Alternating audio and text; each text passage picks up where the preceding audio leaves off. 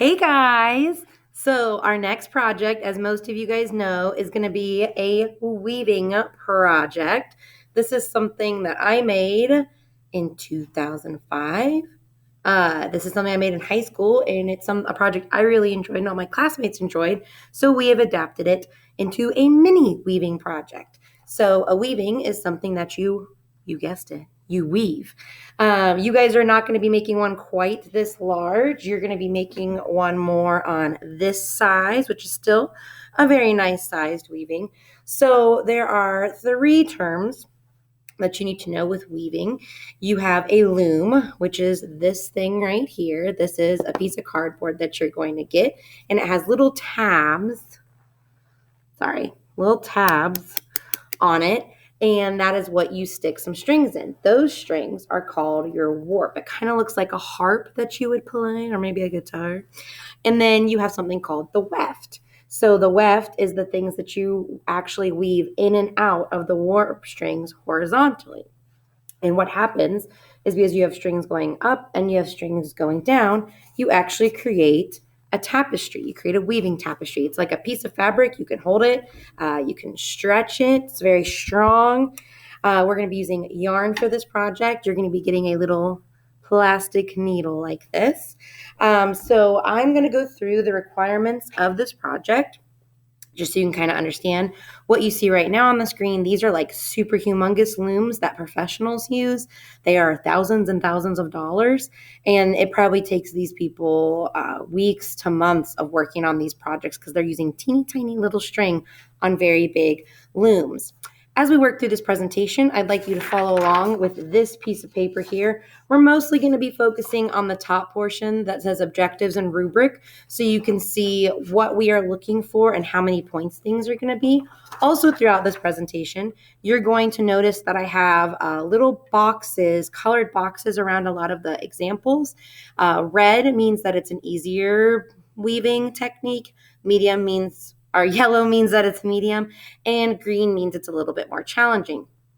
I'm going to say this a lot, but you're going to choose your own weaving adventure for this assignment. There's going to be a lot of independence in this and a lot of you deciding what you want to do within sticking with the parameters.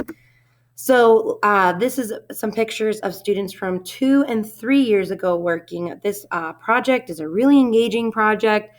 People love working on it. It's very relaxing. I hear the word satisfying all the time when people work on this.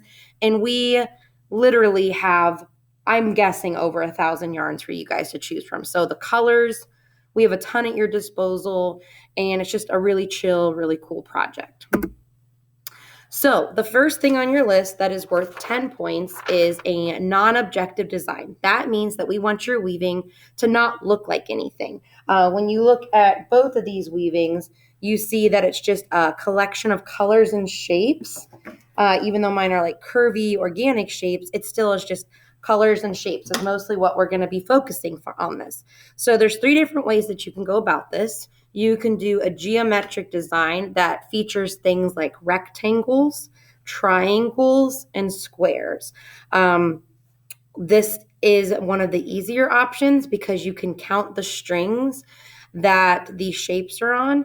Also, things like rectangles are very easy and very quick to build. Triangles are a little bit more difficult.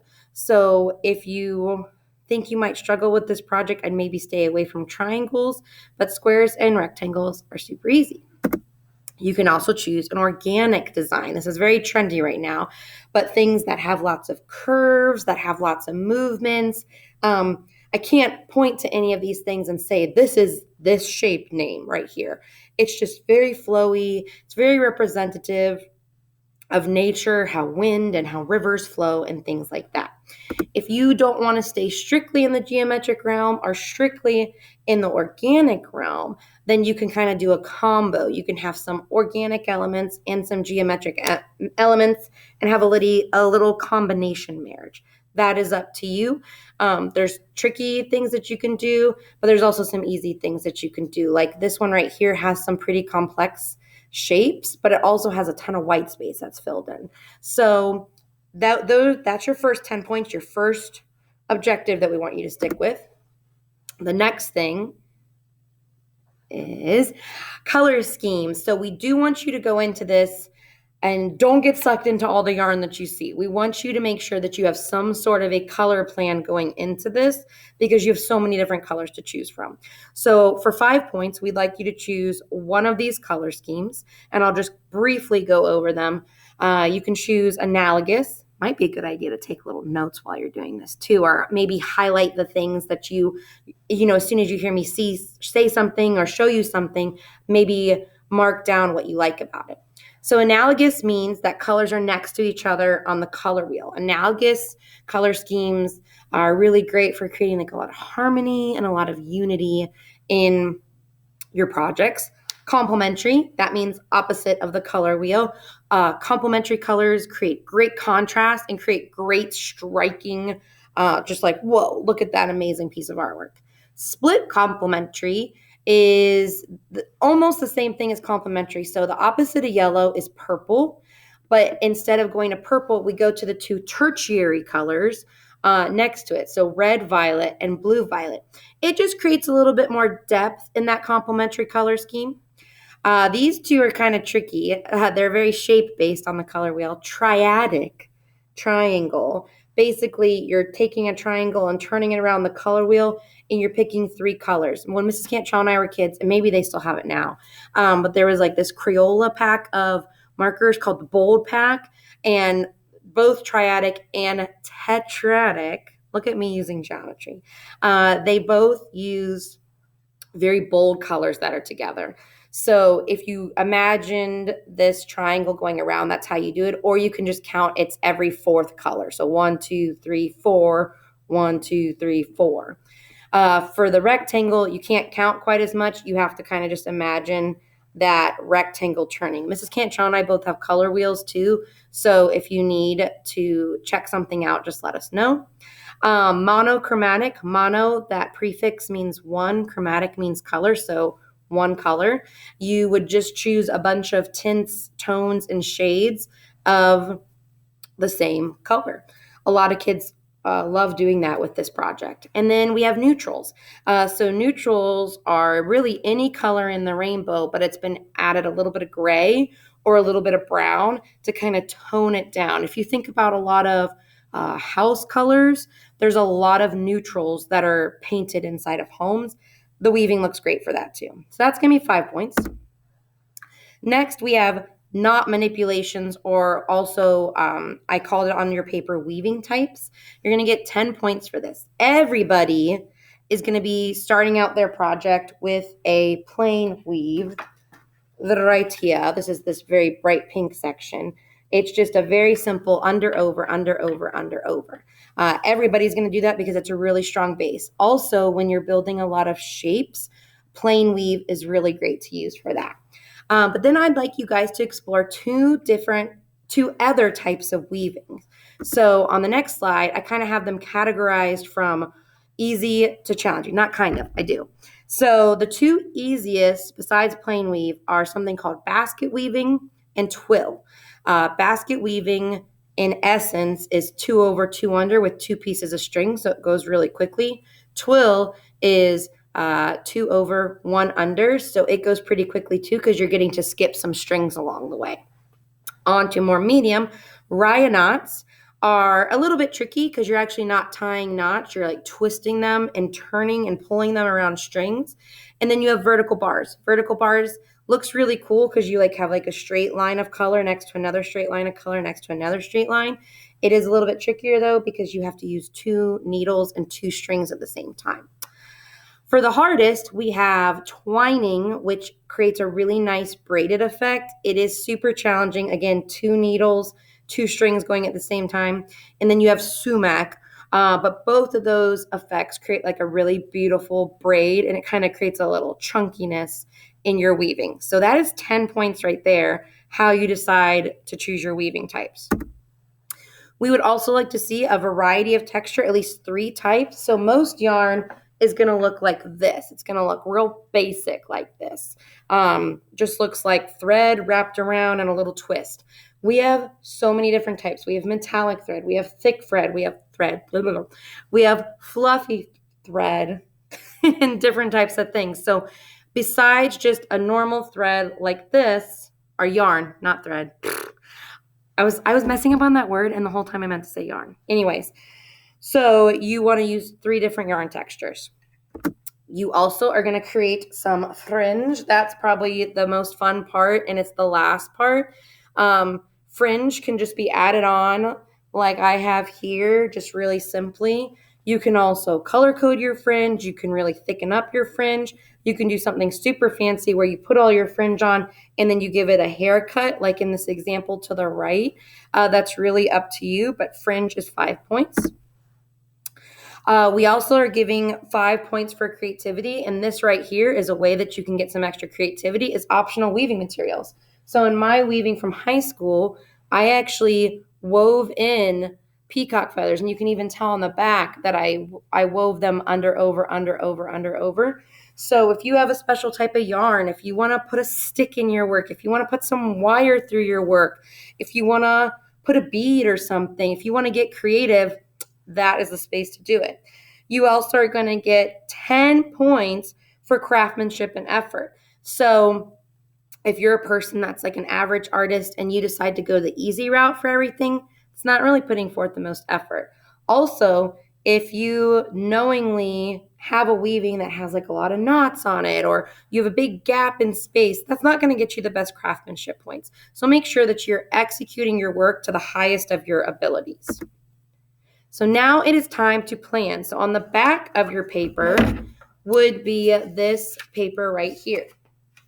And what you guys are going to do is you're going to use really simple things. You can just use a pencil. I used marker just so you could see it better. You can also use marker. And then I recommend using colored pencils just because they're really quick and they come in a huge variety of colors.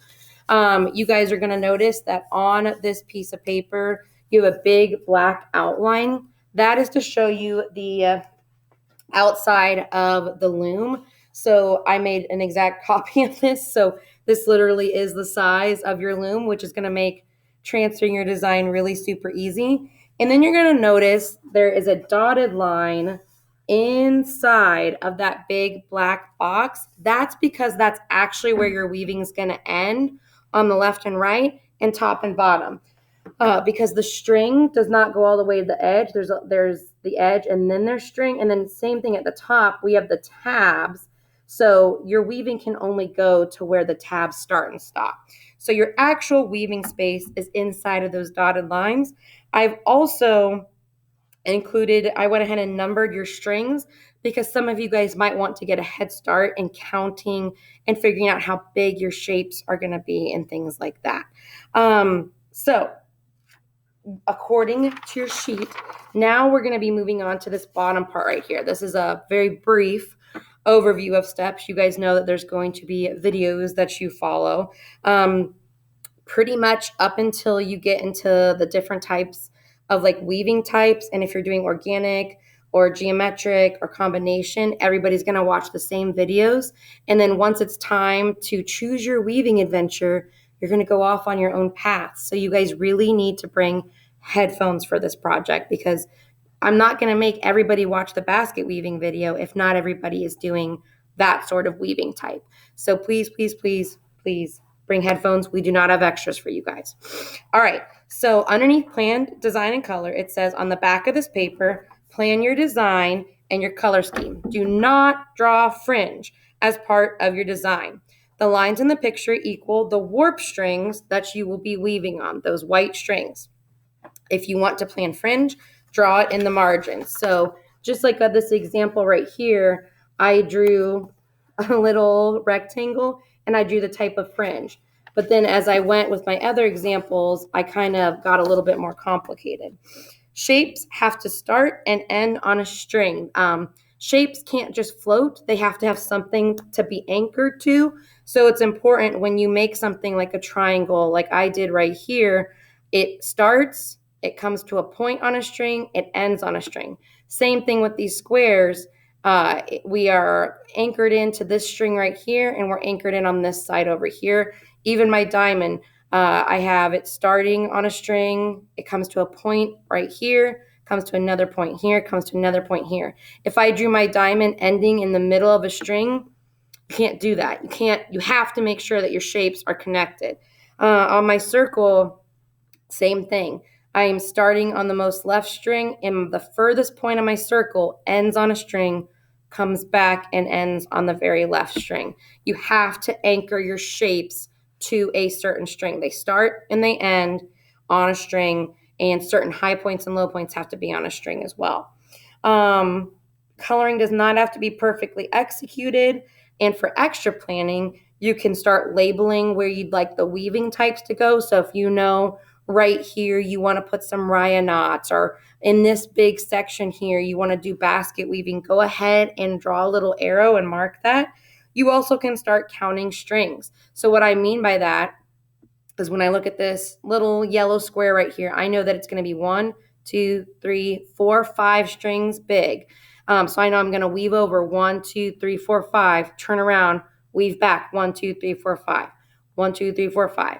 Triangles are a little bit trickier with triangles. Guys, we have had conferences all night, so that's why my mind's a little crazy. Anyways, so with the triangle, I know that the base is going to go 1, 2, 3, 4, 5, 6. It's going to be 7 strings big. But look at this. By the time I get to the top, it has to be 1. So you kind of have to think of some of those geometric shapes almost like they're pixelated. So we start with 7. Then we do a couple rows and we move to 5. We do a couple rows, we move to 3. We do a couple rows, we go to 1. And that'll be more explained in your organic shape video and your geometric shape video. But it is important to have it in your mind now. Even on my organic shapes, I know that this big brown shape goes across all 22 strings, but this tan string only goes to 20, string number 20. So when I'm a very analytical person, it really helps me to know exactly where my strings are. Make sure that when you are done planning that you take a photo. So real briefly, I just want to go over why each of these are easy, medium, and challenging. With this easy one, you have very quick things that you're weaving. So anything that goes all the way across the paper, all across 22 strings is easy because you're not stopping and starting. Every time that you have a new shape, every time that you have a new color, you have to knot off the string, knot on a new string, and start weaving. So the more long rectangles that you have, the easier your project's going to be. This also has squares, which are very easy to count, as I demonstrated. So this definitely qualifies as easy. For medium, there's just a lot more happening here, right? I have a lot more times that I'm changing my string color. I also have some more complicated shapes that I have to follow. When I'm following this big triangle, I really have to think about, okay, how many rows are going to be 22? Then I bump it down to 21. Then I bump it down to 20. I will tell you, if you are a triangle person, it is much easier to do triangles that come off the edge than it is to do triangles that are very perfect like this. Because when you go off the edge, this one, for instance, I would do 22. I would probably do 2 rows of 22, then 21, then 20, then 19, 18, 17, 16, 15. So it's easier to count back your stuff. When you're doing a triangle like this is pretty challenging because you have to drop a string on each side. So again, you go from that 7 to the 5 to the 3 to the 1. So just kind of a little tidbit there for you. The most challenging type of weaving is organic. Organic circles are really difficult because they don't end up being perfect circles. They are somewhat pixelated because you start at like 1, then you go to 3, then you go to 5, then you go to 7, then you go to 8, and then you kind of go back. But you also are sort of shaping the yarn as you go. So for instance, some of you guys saw me working on this today. This is straight right now, but if I moved it up, now it's curved. But I would have to go back in and fill this little section in with yarn. So organic is difficult because it's not just about counting and going back and forth. It's also about something called tension. So how hard or soft you pull on something. And it also has to do with more manipulation of materials. I personally love that, but it is more difficult because it can't be planned out like these other two are. It has to be I'll use a word of Mrs. Cantrell's. It has to be more intuitive. You just kind of have to feel it and go for it. So if you are kind of struggling, I recommend going back and looking at some of these examples. Something else I recommend doing is going on Google and typing in weaving tapestry, because if you just type in weaving or you just type in tapestry, you won't get the right results, but weaving tapestry is good. When you are working on this paper, it's very, very simple. I'll do like a couple shapes really quickly. I know that I want a bar to go across. I know that I want a rectangle, so I make sure that I end the rectangle here. Now I know I want a triangle up here, but I make sure that I am ending on a string. I don't want this all to be blocked out, so I go like this. And you keep going all the way up until the dotted lines. I would use pencil first, of course, because you can erase it and you can fix it. Then you guys will color it. So I want to do pink, purples, and blues. I want to do analogous. Look at what bad coloring I'm doing. I'm not even looking. Okay, you should look. But I'm doing you definitely should look. I'm doing very bad coloring, and that's okay. We just want to get a basic idea of the color code. Alrighty, now it is time for you guys to go off planning. If you have any questions, if you want to see some examples, please let us know. We are happy to help you in any way possible. Happy